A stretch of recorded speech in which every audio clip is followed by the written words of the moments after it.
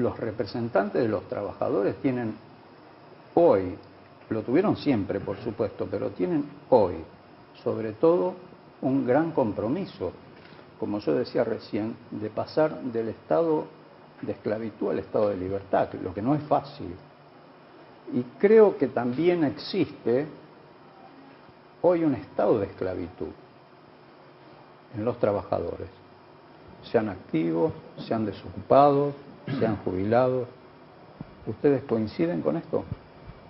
Yo creo que, como decías vos, cada hombre es responsable de lo que le pasa en las circunstancias históricas que le toca vivir. Hoy la responsabilidad de la dirigencia gremial está esencialmente en defender la precariedad y el momento de zozobra que están viviendo muchísimos trabajadores a lo largo y a lo ancho de la Argentina. Y eso exige un montón de actitudes que de alguna manera se están empezando a aflorar. Este tema de la unidad del movimiento obrero que está tan en boga ahora, también tiene que ver mucho con la responsabilidad en el momento histórico, digamos. Vos me preguntás si los trabajadores son esclavos.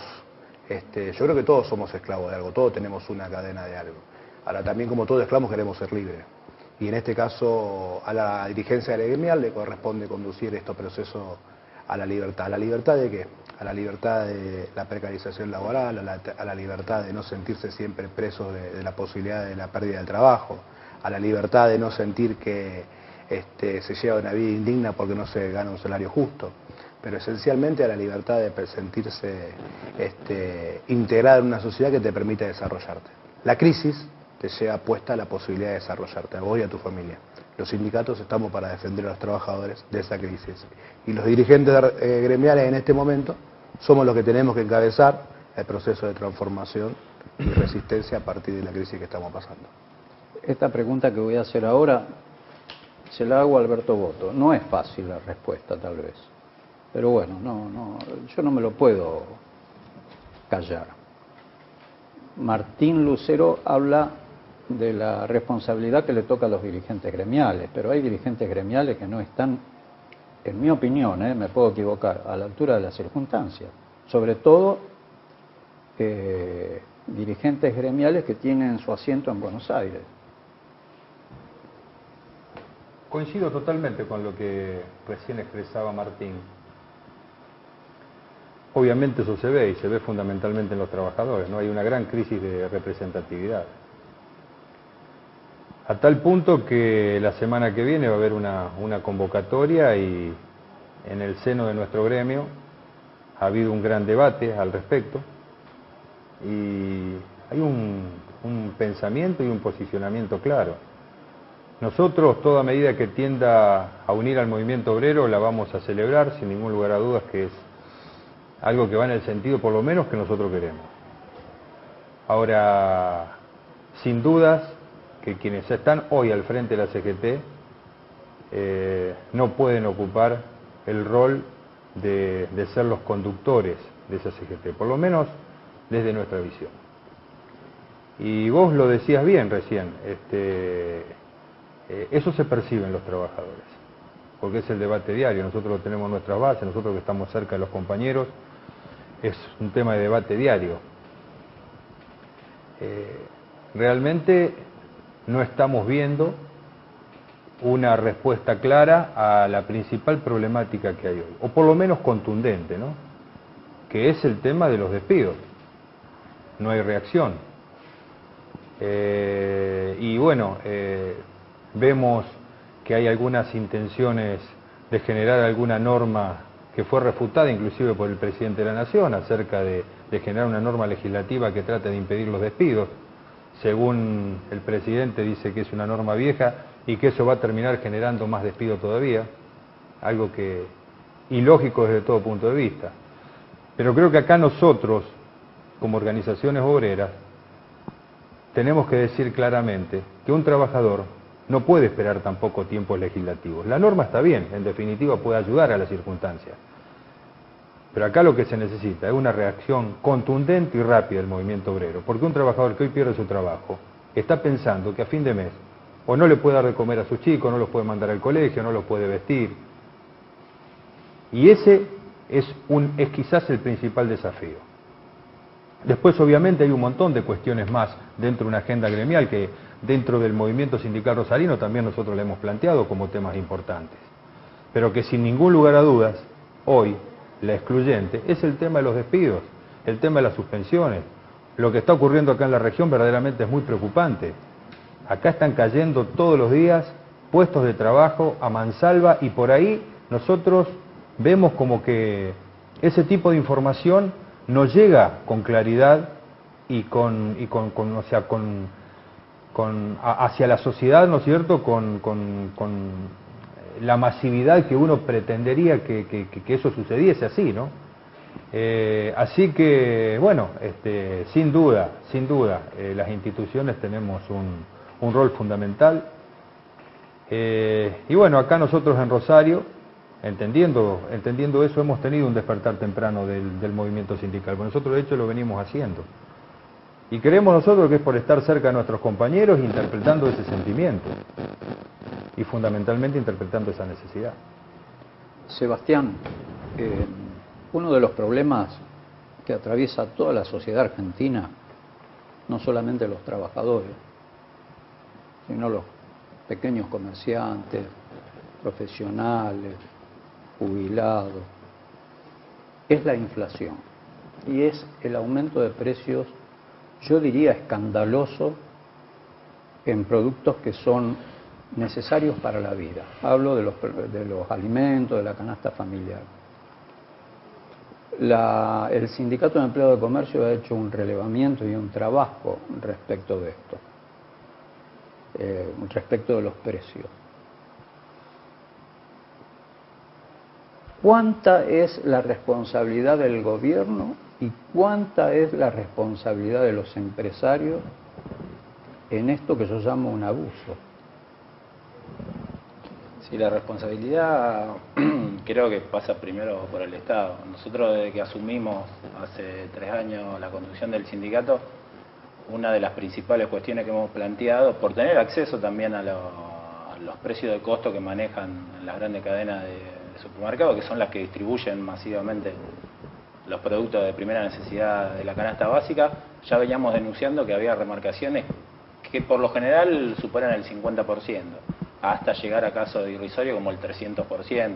Y nosotros lo denunciábamos en relación a que estas mismas cadenas en sus casas centrales en Europa remarcaban un 7%. Nosotros en esos informes, que en realidad de mayo del año pasado, del 2014 hasta el de diciembre, cada vez se ensancha más la brecha de rentabilidad de los supermercados entre el precio de costo y el precio de venta. Nosotros nos parece que es un problema de soberanía alimenticia que tienen la población, la mayoría de la población, pero la mayoría de la población son los trabajadores y el movimiento obrero, y denunciábamos esto, de que era muy difícil que las paritarias y el poder adquisitivo del salario de los trabajadores se mantenga o se acrecente si no se controlaba esto de la remarcación de los alimentos, ¿no?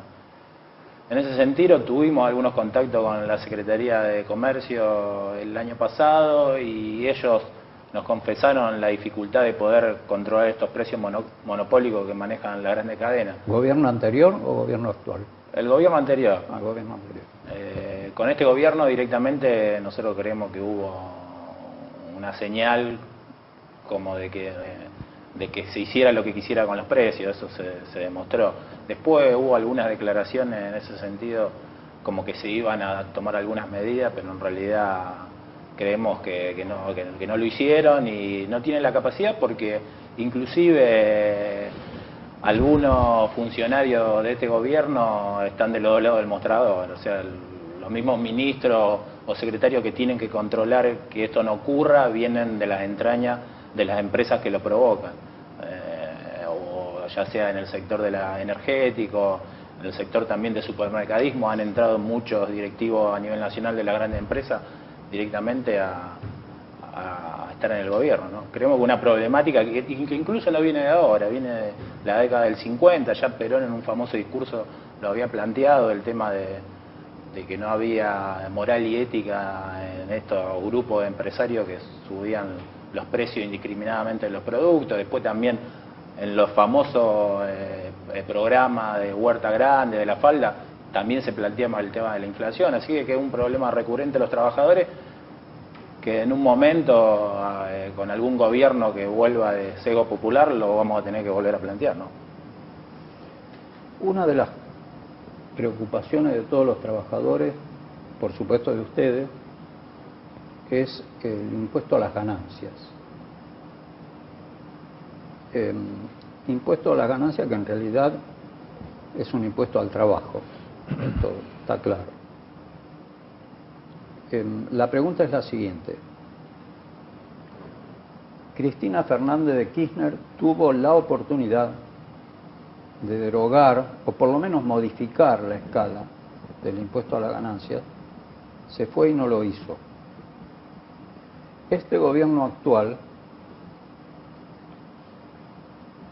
adoptó una medida que es una verdad relativa y como toda verdad relativa es una mentira. Esto yo lo digo, me hago cargo de lo que digo porque realmente lo siento así. Dijo, bueno, hasta 30.000 pesos, hasta sueldos de 30.000 pesos no se va a cobrar el impuesto. Pero paradójicamente deroga un decreto y resulta que terminan pagando más impuesto a las ganancias, no solamente trabajadores activos, sino también jubilados. Yo digo, me parece que hay una corresponsabilidad en esto del gobierno anterior y del gobierno actual. La pregunta es, ¿qué opinan ustedes en ese sentido? Hay una deuda. Hay una deuda con los trabajadores. Todos los gremios han sido siempre muy orgánicos y muy coherentes en plantear de que el impuesto a las ganancias era en realidad un impuesto al trabajo. Digamos, el concepto de impuesto al trabajo es una imposición de los gremios, es una imposición en la agenda de los medios que generan los gremios. Ahora, es muy distinta la situación del contexto del gobierno anterior con este. A ver. El gobierno anterior tenía una política tributaria que nosotros entendíamos podía modificarse en favor de cobrarle más a los poderosos y con ese dinero que se le cobraba más a los poderosos sobre un montón de actividades que no estaban grabadas, dejar de cobrarle el impuesto a las ganancias a los trabajadores. ¿Por qué? Porque quería un Estado más amplio que pudiera tener más riqueza para distribuir. Este gobierno no piensa lo mismo. Evidentemente este gobierno ha tomado una política de sacarle impuesto a todos los poderosos y dejar el impuesto a las ganancias. Entonces, como es un Estado que no quiere distribuir la riqueza, posiblemente le saque el impuesto a las ganancias de los trabajadores. ¿Por qué? Porque quiere un Estado mínimo. Ahora, en ese contexto va a agravar la crisis de los sectores populares y va a agravar la crisis de los mismos trabajadores. Entonces, el planteo del gobierno actual es: los trabajadores queremos que nos saquen el impuesto a las ganancias, pero seguimos queriendo que los que más puedan, más aporten.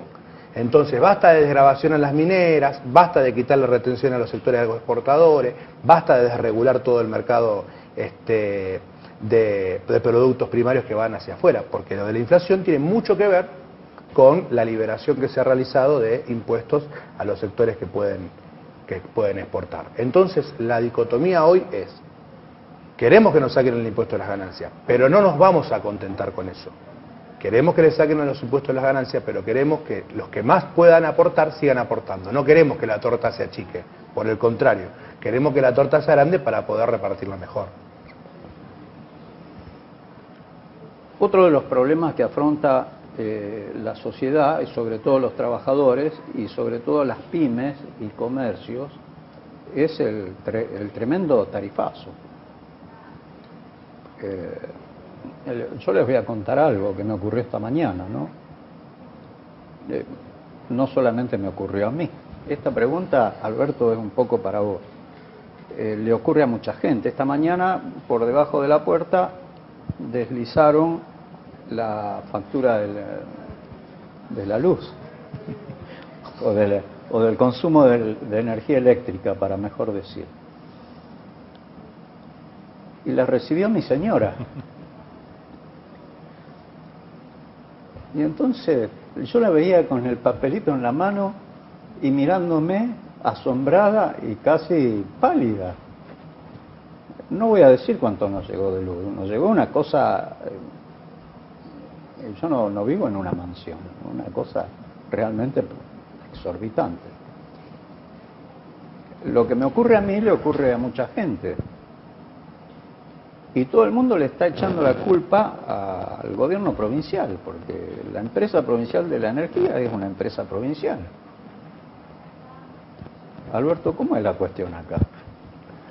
Y cuando uno va a hacer un reclamo, por lo general se la agarra con el que está del otro lado del mostrador. Bueno, esto siempre es así. Es una cuestión humana esa.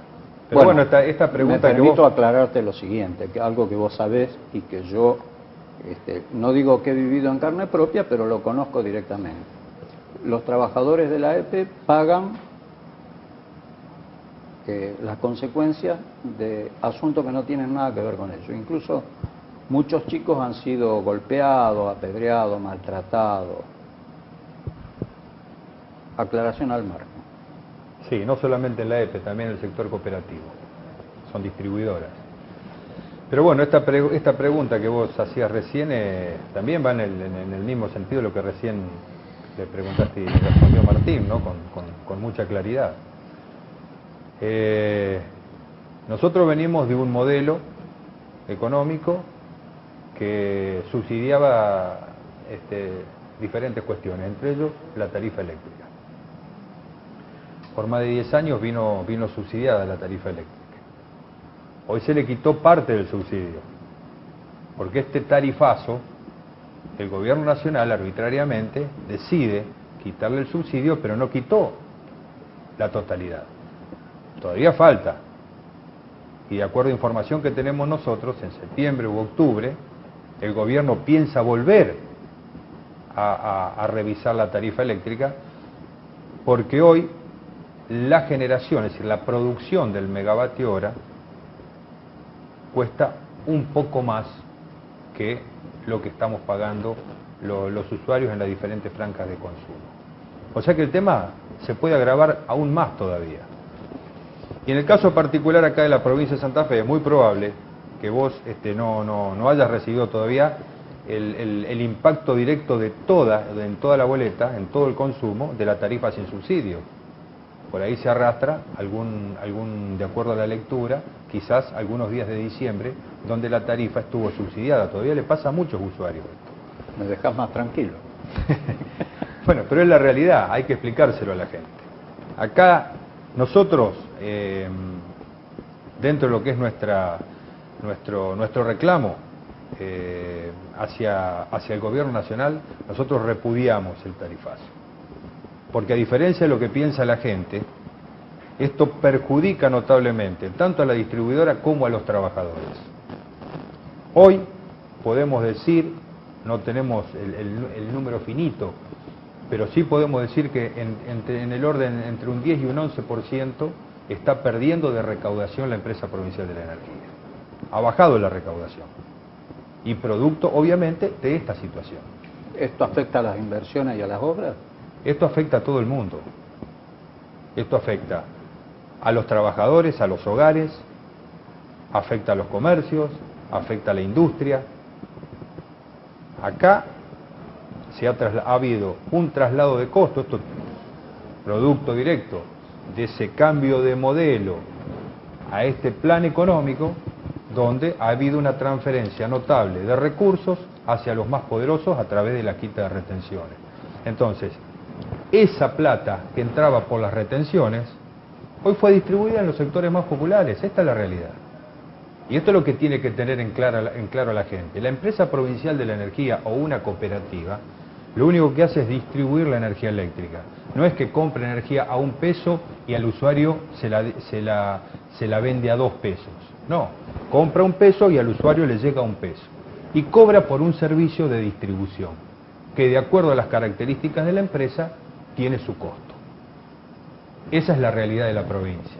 Hoy la empresa provincial de la energía, con este tarifazo, lo mismo ocurre con las cooperativas, no se beneficiaron, al contrario, se han perjudicado porque el poder adquisitivo de la gente por ahí no alcanza para hacer frente a esta situación, y lo mismo ocurre con los industriales, lo mismo ocurre con los productores, y eso deviene directamente en una consecuencia que es empezar a bajar la recaudación.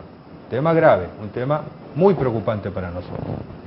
Sebastián, ustedes están en una cruzada que es por el descanso dominical.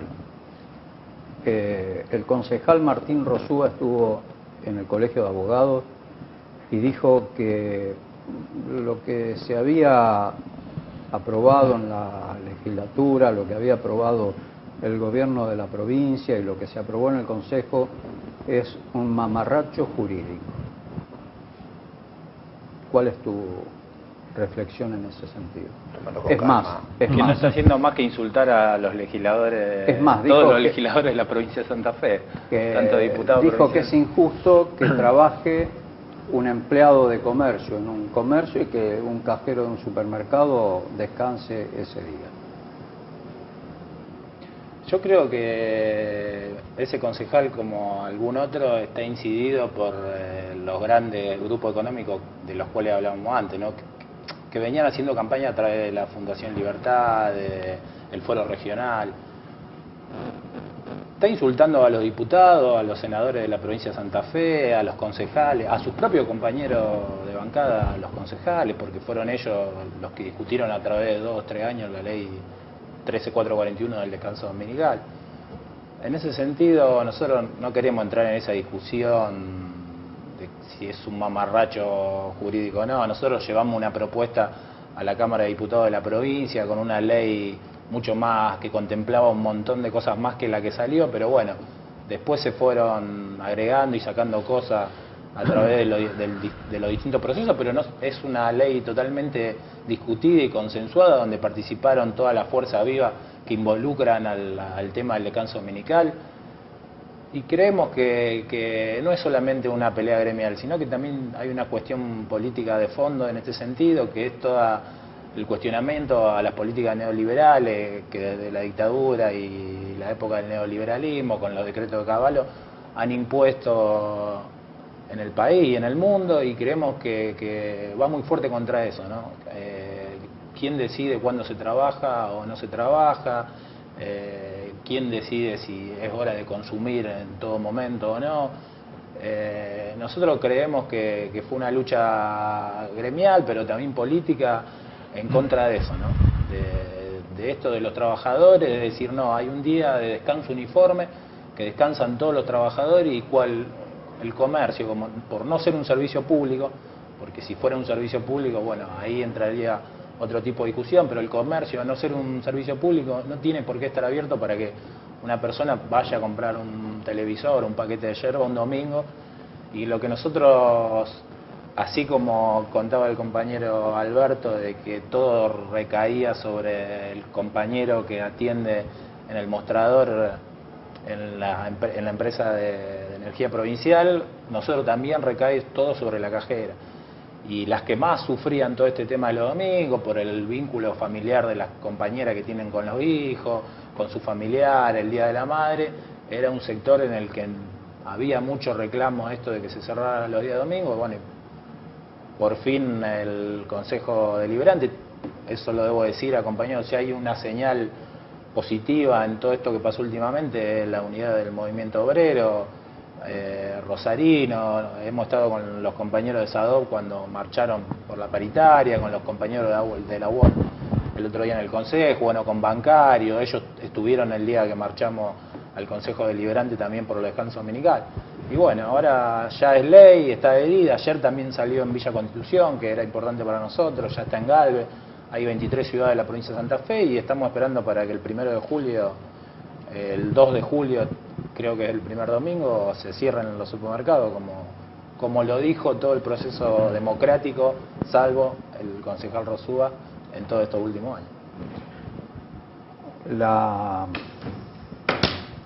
La productora del programa nos está haciendo señas de que el tiempo se acabó. Estirar. Pero yo le voy a pedir un minuto más, una breve reflexión a cada uno, muy breve, sobre el pago a los fondos buitres.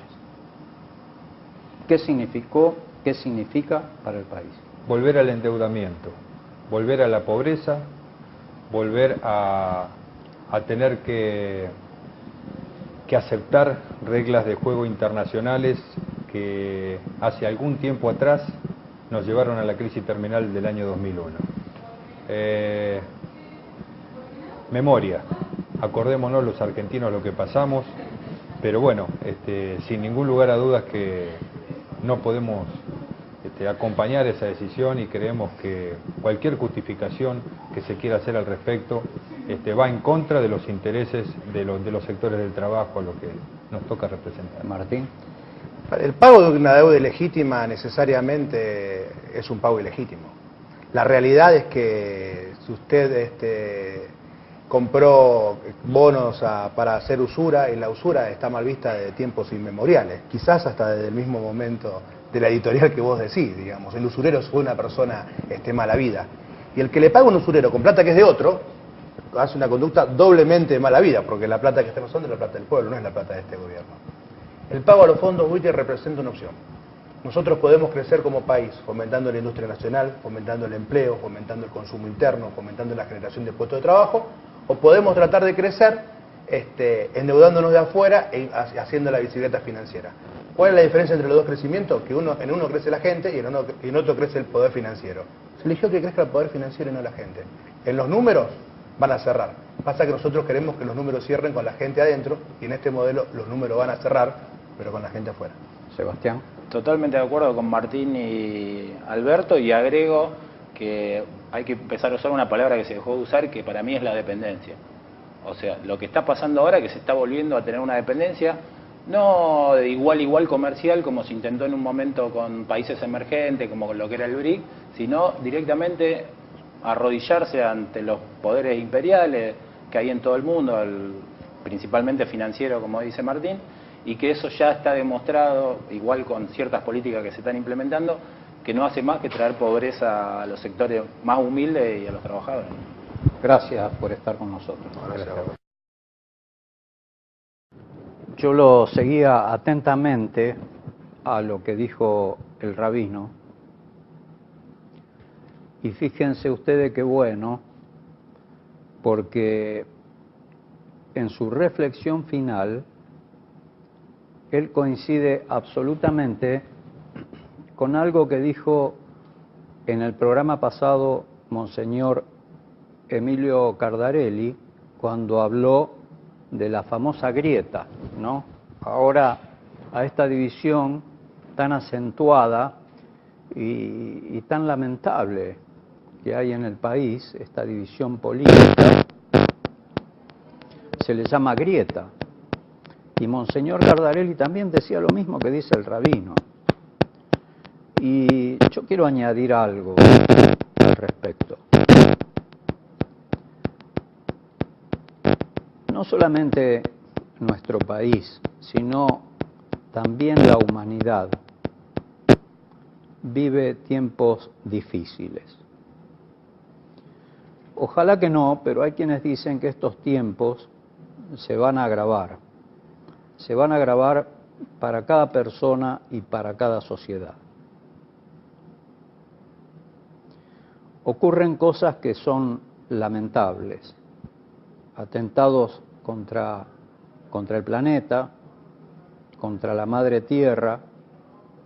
Ya lo hemos dicho esto, ya lo hemos hablado, incluso lo he escrito, pero nunca está de más recordarlo. Atentados que significan un atentado contra la vida de los seres humanos y también de nuestros hermanos animales y también del reino vegetal, es decir, de todo lo creado. Atentados que van de la mano de esa avidez por el dinero, por el oro,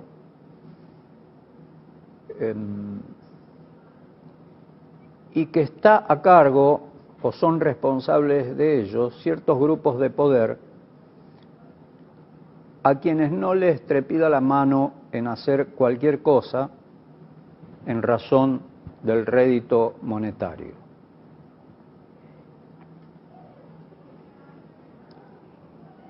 Como he dicho alguna vez, y lo repito hoy, el 80% de la angustia del ser humano o de la pena social está íntimamente vinculada a los estados a los gobiernos y a los sectores de poder. Y esto es así porque en esos ambientes, en esos sectores, hay ausencia de amor al prójimo. Amor al prójimo. Hay amor por el dinero, hay amor por el poder, hay amor por la gloria o el éxito mal entendidos, pero no hay amor por el ser humano y no hay amor por todas aquellas criaturas que habitan la faz de la tierra. Y por eso hay tanta angustia, tanto vacío existencial, tanta soledad, a veces en compañía. Por eso, como decía el rabino, las familias a veces están en otra cosa, desperdigadas, no hay reuniones familiares. En las cenas o en los almuerzos el referente es el televisor. Para los chicos el referente es el juego informático. Se ha perdido el contacto entre los seres humanos. Cosa curiosa, hay quienes en las redes sociales cuentan pelos y señales de su vida, pero son incapaces de dialogar cuando tienen a un hermano enfrente. Todo esto no es casualidad.